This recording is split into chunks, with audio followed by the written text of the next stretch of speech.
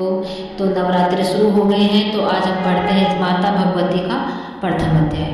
तो आइए आप मेरे साथ इस पाठ को सुनिएगा, ध्यान से सुनिएगा। अगर हमारी वीडियो आपको अच्छी लगे तो प्लीज़ लाइक, शेयर और सब्सक्राइब करना ना भूलिएगा। तो चलिए पाठ शुरू करते हैं। जय माता दी। प्रथम चरित्र के ब्रह्मा ऋषि, महाकाली देवता, गायत्री छंद, निंदा शक्ति, रक्तदंता, बीज, अग्नि तत्व और त्रिवेद स्वरूप हैं। महाकाली देवताओं को प्रसन्न करने के लिए प्रथम चरित्र के जप में विनय योग्य किया जाता है। भगवान विष्णु के सो जाने पर मधु और केटम मारे मधु केटम को मारने के लिए कमल जन्मा।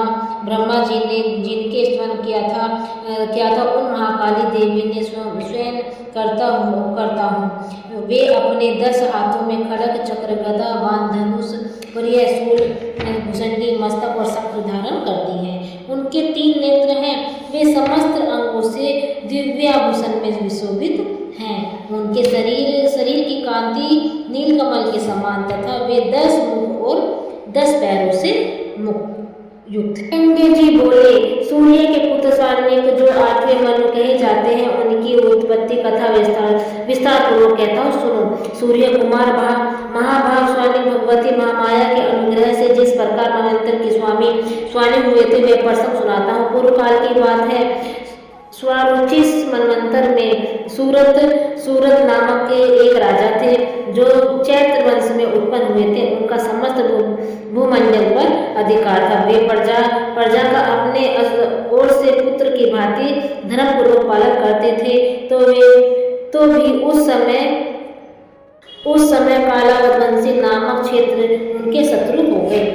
राजा सूरत की दंड नीति बड़ी प्रबल थी। उनका शत्रुओं के साथ संग्राम हुआ। यद्यपि कालावतवंशी संख्याओं में कम थे, तो भी राजा सूरत युद्ध में उनसे हार गए।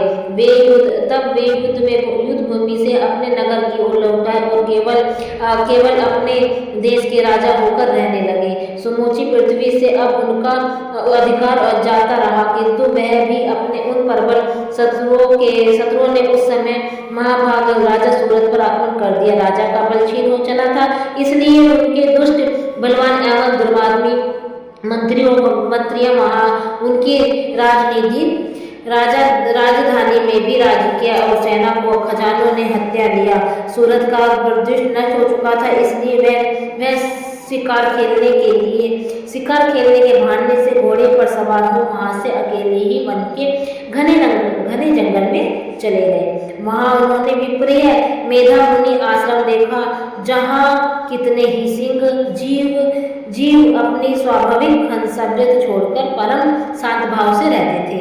मुनि के बहुत से शिष्य उस वन की शोभा बढ़ा रहे थे। वहां जाने पर मुनि उनका सत्कार किया और वे उन मुनि श्रेष्ठ आश्रम पर इधर उधर विचरते कुछ काल तक रहे।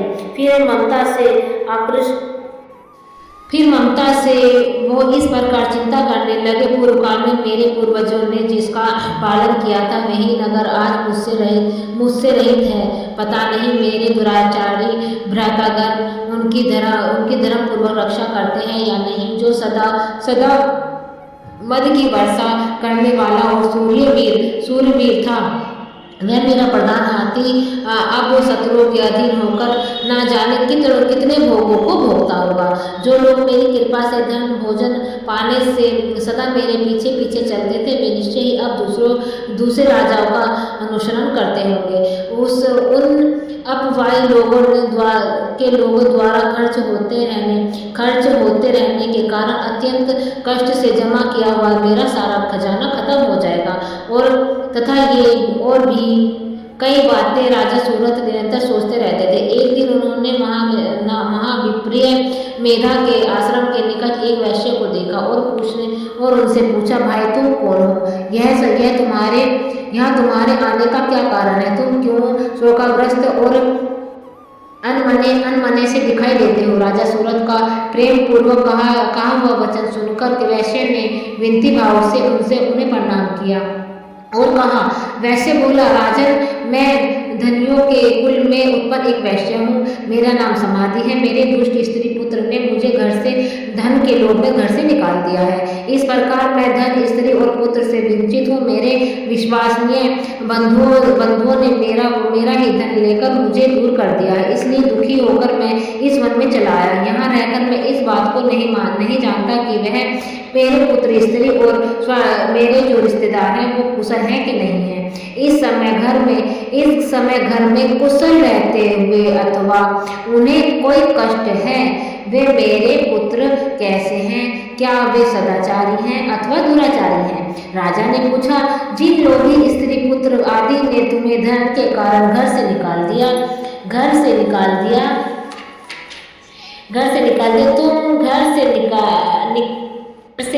दिया, उनके प्रति तुम्हारा चिंतन, इतना स्नेह बंधन क्यों है? वैसे बोला, आप मेरे वैसे में जैसी बातें कहते हैं वह बिल्कुल ठीक है, किंतु क्या करूं, मेरा मन निष्ठुरता नहीं धारण करता।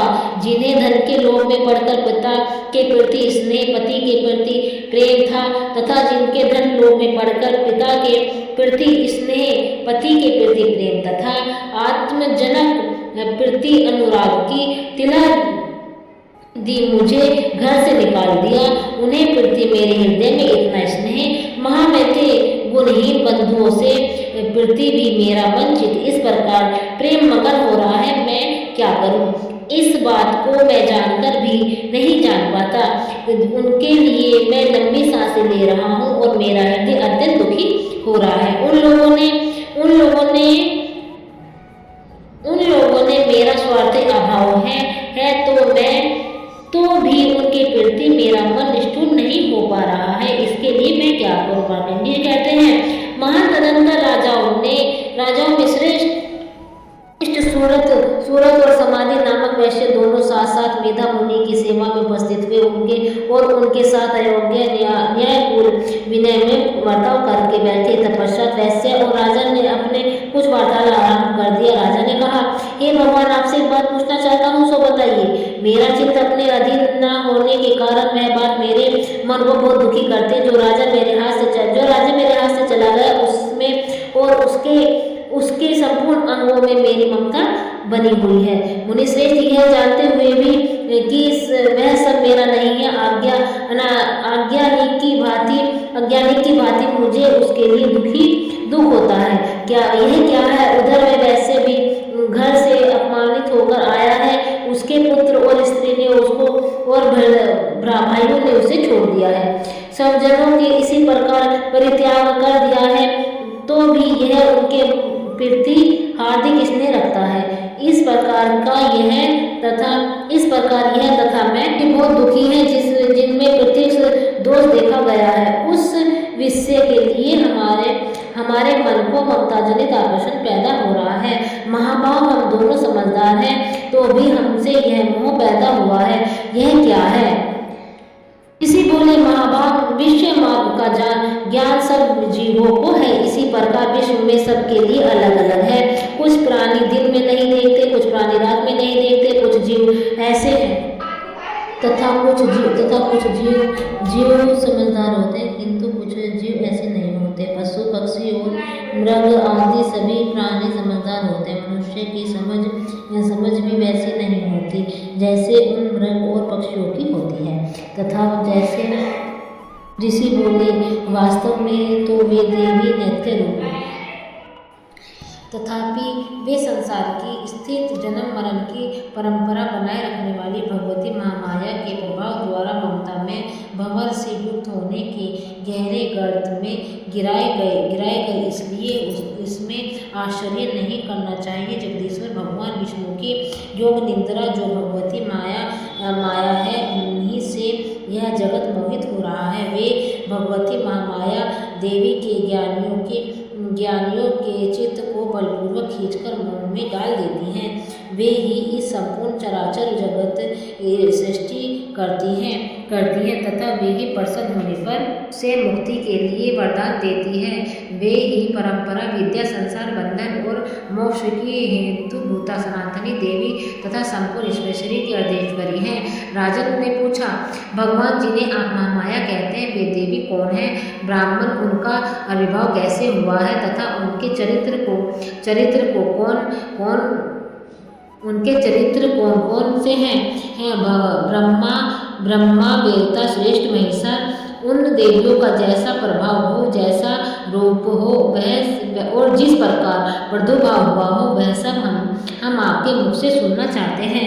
ऋषि बोले, राजन, वास्तुकाल में वे देवी नित्य रूपा स्वरूपा हैं संपूर्ण जगत उन्हीं के रूप से तथा उन्होंने समस्त विषयों को व्याप्त कर रखा है। यथापि उनका प्रकाट्य अनेक प्रकाश से हुआ, वह मुझे सुनो। यथापि नित्य ही जन्मा तथापि और देवताओं का कार्य सिद्धि करने के लिए प्रकट होती हैं। ब्रह्मा जी ने कहा, देवी तुम ही स्वा हो, देवी तुम ही सदा हो, देवी तुम ही पुष्टिकार हो, स्वर भी तुम्हारे ही स्वरूप है, तुम ही जीवनदायिनी सुधा हो। नित्य अक्षर प्रण वृक्ष अकार उकार मकार और तीनों मात्राओं में रूप के रूप में तुम ही स्थित हो। इन तीनों मात्राओं के अतिरिक्त जो बिंदु रूपा नित्य अर्ध मात्रा है, जिसका विश्व रूप उच्चारण नहीं किया जा सकता, वह भी तुम हो। देवी तुम संध्या सावित्री तथा परम जननी हो। देवी तुम इस प्रकार इस विश्व ब्रह्मांड को धारण करती हो। तुमसे ही इस जगत की सृष्टि होती है, तुमसे इसका पालन होता है और सदा तुम ही कल्प के अंत में सबको अपना ग्रास बना लेती हो। जगमन्य देवी, इस जगत को उत्पत्ति के समय तुम ही सृष्टि स्वरूपा को पालन काल में स्थिति रूप हो तथा कल्पांत के समय संहार रूप धारण करने वाली तुम ही हो। महाविद्या, महामाया, महावेदा, महास्मृति, महास्वरूपा, महादेवी, महाआसुरी, तुम ही तीनों नेत्र, तुम ही तीनों गुणों के उत्पन्न करने वाली भयंकर कालरात्रि, महारात्रि, नवरात्रि भी तुम ही हो। तुम ही श्री, तुम ही श्रेश्वरी, तुम ही और तुम ही बोध स्वरूपा बुद्धि हो। लज्जा, तुष्टि, शांति और क्षमा भी तुम ही हो। तुम ही खड्गधारिणी, सूर्यधारिणी, घोर स्वरूपा तथा गदा, चक्र, शंख, धनुष धारण करने वाली तुम ही हो।